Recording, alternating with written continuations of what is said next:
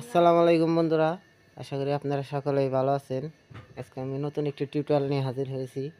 আজকে আমি আপনাদের দেখাবো কিভাবে ফ্রিজের কন্ডেন্সার ফ্লাশ করে।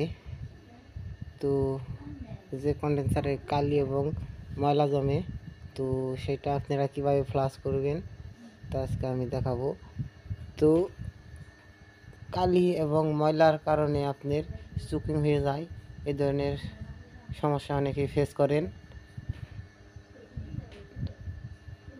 তো দয়া করে ভিডিওটা দেখতে থাকেন, আর ভিডিওটা ভালো লাগলে লাইক, কমেন্ট, সাবস্ক্রাইব ও পাশে থাকা বেল বাটনটা ক্লিক করে দিন।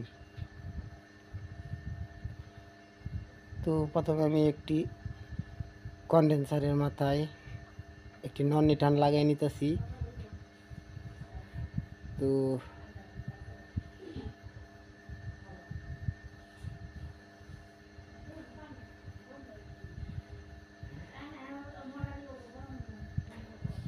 এখন আমি এটাকে সিলিন্ডারের মাথায় একটি হোস পাইপ লাগাই নিতেছি। তো সিলিন্ডারে আমার নাইট্রোজেন গ্যাস আছে, এখন আমি নাইট্রোজেন গ্যাস দিয়ে কন্ডেন্সার ফ্লাশ করব।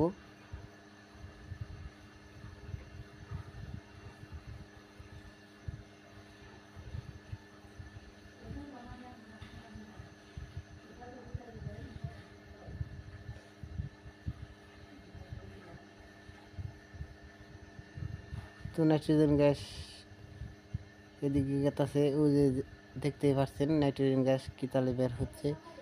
তো ঘরের ভিতরে অন্ধকার থাকার কারণে ভিডিওটা আমার ভালোভাবে বোঝা যাচ্ছে না।